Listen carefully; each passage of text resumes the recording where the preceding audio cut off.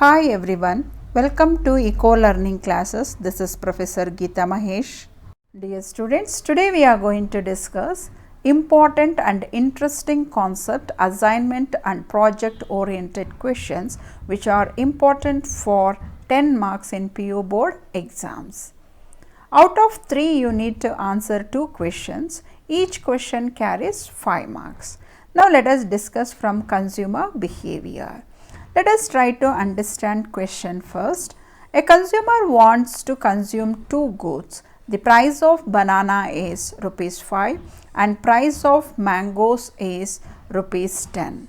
The consumer's income is 40. So, consumer's income is given, that is 40 rupees, and the price of banana is 5 and price of mango is rupees 10. Now, let us see what are the question. How much bananas can he consume if he spent his entire income on that good? Entire income means a consumer is going to spend 40 rupees only to buy bananas.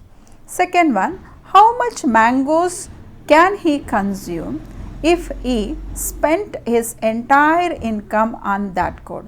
That means again 40 rupees. If he is going to consumer want to consume only mangoes and he is going to spend the entire income 40 rupees to buy mangoes. So, how many mangoes he can buy? Is the slope of budget line downwards or upwards? Are the bundles on the budget line equal to consumer's income or not? If you want to have more of bananas, you have to give up mangoes. Is it true? Now let us discuss answer for the question. How much bananas can he consume if he spent his entire income on that good? So income of the consumer is 40 and the price of banana is 5. So 40 divided by 5 is equal to 8. So 8 bananas he can consume if he is going to spend his entire income. He can consume 8 bananas. What is the income of the consumer? 40. And what is the price of banana? 5. So 40 divided by 5 equals to 8. So if he spent his entire income on that good, that means on banana, he can buy 8 bananas. Similar way we can calculate even number of mangoes he can consume if he is going to spend entire income. What is the income of the consumer? 40 rupees. The price of mango is 10. So 40 divided by 10 equals to 4. So he can consume 4 mangoes. So here you can see the calculation, 40 divided by 10 equals to 4 if he spent his entire income on that good. Is the slope of budget line downwards or upwards? Of course, the slope of budget line always flows from left to right downwards. So the slope of the budget line downwards. You can see here the slope of budget line is downwards. Here you can see on x-axis banana is measured, on y-axis mangoes are measured. You can see the budget line which is flowing from left to right downwards. Next one, are the bundles on the budget line are equal to consumer's income or not? Yes, the bundles on the budget line is equal to consumer's income. What is the meaning of budget line? Budget line shows all those combination of 2 goods whose cost is exactly equal to consumer's income. You can see here the equation also shows P1 x1 plus P2 x2 is equal to M. So here yes, the bundles on the budget line is always equal to consumer's income. If you want to have more of bananas, you have to give up mangoes. Is it true? Yes, it is true. We have to give up more bananas to have mangoes, or to have more bananas you have to give up mangoes. You can see here a consumer is in the point A, let us assume, and now bananas and mangoes he will be consuming. B 1 unit of banana and M unit of mango. If you want to have more of banana, say B combination, you want to have B2 of banana, then he has to reduce the mangoes from M1 to M2. So, there is a decrease in number of mangoes in order to have more of bananas. Now, let us discuss the practical oriented question from third chapter. Find the missing product in the following table. So, we need to find out the missing product from the following table. Before we calculate, we need to find out the formula, or we should write down the formulas. What is the formula for total product? Total product is equal to summation of marginal product. How will you find out a marginal product? Marginal product N equals total product N minus total product N minus 1. How will you find out AP? AP equals TP divided by factor or labor, you can consider. Now, let us calculate. Here we need to find out a total product missing values. So, here it is a zigzag addition, we know, because total product is a summation of marginal product. So, 0, 0, 0 plus we do not know, let us assume or keep it as it is. Now, for 24, if we add 16, you will get a 40, 40 plus 10, you will get a 50, 50 plus 6, you will get a 56. Now, 56 plus 1, you will get a 57. So, this we call it as zigzag addition. To find out a marginal total product, you need to add marginal product. Now, we need to find out a marginal product. See, here we need to find out a marginal product of a first factor. Let us consider marginal product of 1 is equal to total product of 1 minus total product of 1 minus 1, means you can consider that as a 0. So, here you can write down 0. What is the total product of first unit? That is 10. What is the total product of 0? That is 0. So, this is equal to 10. And if you want to find out a marginal product of a second unit, then you can write down MP2 equals TP2 minus TP1. So, what is TP2? Total product for a second labor or second factor is 24 minus first factor. Total product of first factor is 10. So, this is equals to 14.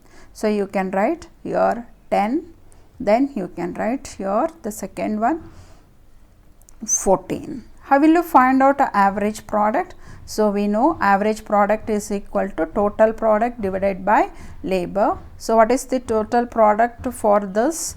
So, that is 50. 50 divided by 4. So, write down 50 divided by 4 is equal to 12.5. So, write down here 12.5. This is how you need to find out a missing product. It is important for 5 marks. Dear students, let us discuss one more assignment and project oriented question. Compute total revenue, marginal revenue, average revenue schedules in the following table when market price of each unit of good is 10 rupees. So, here the price of product is given and the price of product is 10 rupees. So, I will take price as a P here and the price given is 10. I will make a note of that one. So, then how will you calculate total revenue? And we know the formula for total revenue. Total revenue is price into quantity. How much quantity you are selling into the price of the product. If you multiply, you will get a total revenue. Here you can consider multiplication of this. 10 into 0, you will get a 0. 10 into 1, 10. 10 into 2, 20. 10 into 3, 30. 10 into 4, 40. 10 into 5, 50. Then 10 into 6, you will get a 60. Then how will you find out a marginal revenue? Marginal revenue N equals total revenue N minus total revenue N minus 1. So here what is total revenue N? Let me consider now we need to find out a marginal revenue for 0. So we have to take a total revenue for 0 minus total revenue 0 minus 0 minus 1, 0 minus 1. But the previous value as we don't have and we have total revenue 0 is 0, you can consider that as a 0 or you can leave that as a hyphen. Then marginal revenue 1 is equal to total revenue 1 minus total revenue 0. Previous total revenue you need to consider. This is equals 10 minus 0 is equal to 10. Similar way you can calculate total revenue for second one. Total revenue of second unit minus total revenue of first unit. Total revenue of second unit is 20 minus 10 is equal to 10. So like this, 10 minus 0, 10 minus 0 you will get a 10, 20 minus 10 you will get a 10. Again 30 minus 20, 10. 40 minus 30, 10. 50 minus 40, 10. 60 minus 50 will get a 10. Then how will you find out average revenue? Average revenue is equal to total revenue divided by quantity. So total revenue you can consider 0. Total revenue is 0 for the first quantity sold is 0. So 0 divided by 0 you will get a 0. Then first unit you can consider to average revenue of first unit equals to total revenue of first unit divided by quantity, which is equal to total revenue is 10. 10 divided by 1 equals 10. So like this you can calculate here. You can divide 10 divided by 1, you will get a 10. 20 divided by 2, you will get a 10. 30 divided by 3, you will get a again 10. So a similar way you can calculate all the values. 60 divided by 6, you will get a 10. So in this way we need to calculate total revenue, marginal revenue and average revenue. Dear students, easily you can get a 5 on 5. Dear students, now let us discuss demonetization. It was a new initiative taken by Government of India in November 2016. So it is a new initiative taken by Government of India in November 2016 to tackle the problems of corruption, black money, terrorism and circulation of fake currency in the economy. They announced, Government of India announced rupees 500 and 1000 rupees were no longer a legal tender money. So when government announced they are not legal tender money, the value of 500 rupee and 1000 rupee note will lose its value and it becomes just a paper.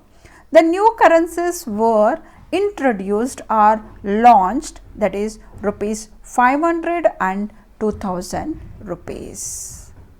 The public can deposit old currency in their account till 31st December 2016 without any declaration.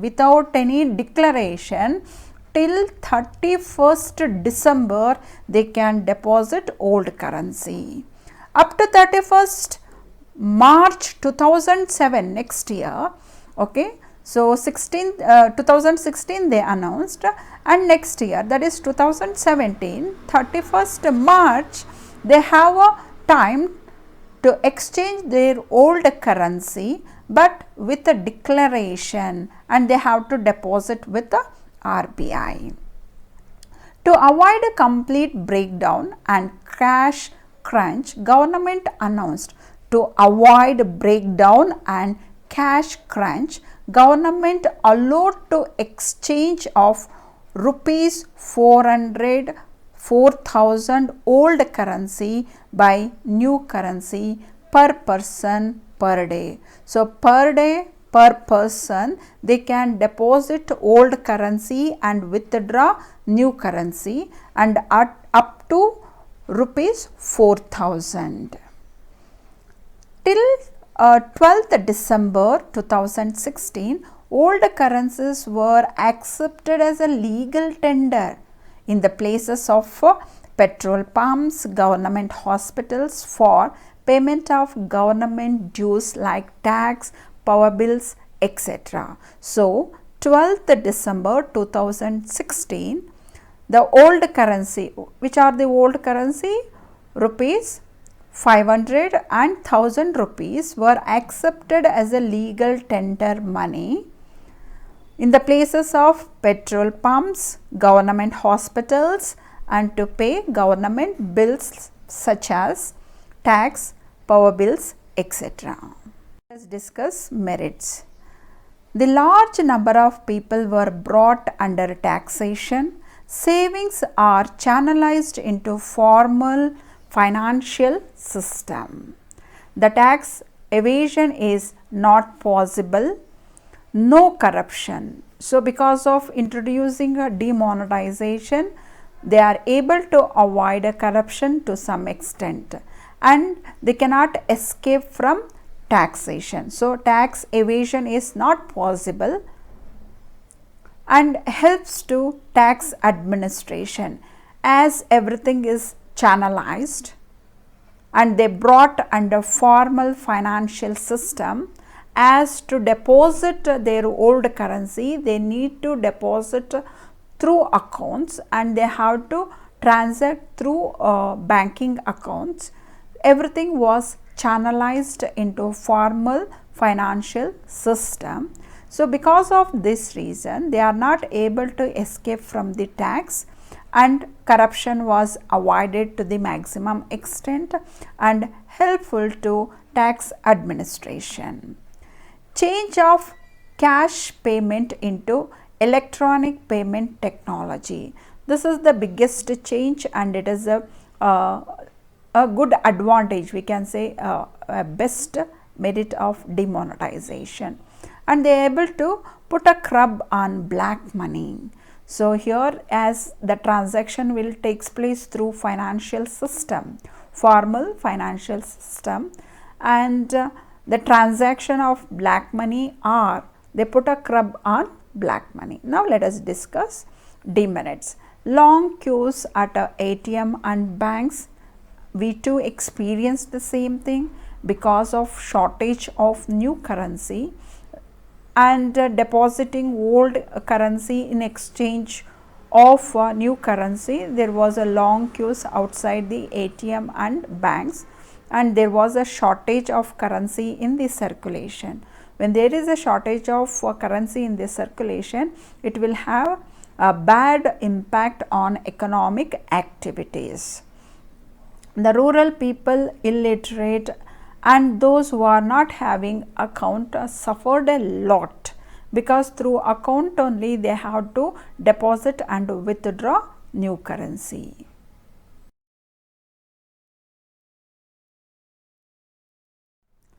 Budget model on family income and expenditure. Dear student, this is also important for 5 marks. So, you have to prepare a budget, model of a budget for a family income. One side you write down the income of a family, another side expenditure. So, in this table you can see I have entered agriculture, animal husbandry, salary, rent and interest. And here I have entered the sum amount. Okay, from agriculture I will get 10,000 rupees, and from animal husbandry 5,000 rupees, and salary 8,000, and rent that is 10,000, and interest 7,000. If I add up all these things, my total family income will reach us up to 40,000. As I get an income, there will be an expenditure too. So for food I will spend every month, I will spend 12,000 rupees, for education purpose 10,000, and for health 6, and transportation I will spend 6,000 rupees, and for other or miscellaneous expenditure comes around 3,000. When I add up all my expenditure, the total expenditure in that particular month is 37,000 rupees. So if I take a difference of 40,000 minus 37,000, so I can able to make a savings, that is 3,000. So my family budget will be a surplus budget. Dear students, the last one is name the currencies of any 5 countries of the following. Here they have given country names. You have to choose 5 countries and you should name the 5 country currency names, or you have to list out the names of currencies of different countries. So currency of USA is dollar, UK pound sterling, Germany European euro, Japan yen, and China renminbi, Argentina peso, UAE dirham, Bangladesh taka, Russia ruble, India rupees. Dear students, next topic, classification of receipts. Dear students, if you like, please like, share and subscribe to my channel. Thank you so much.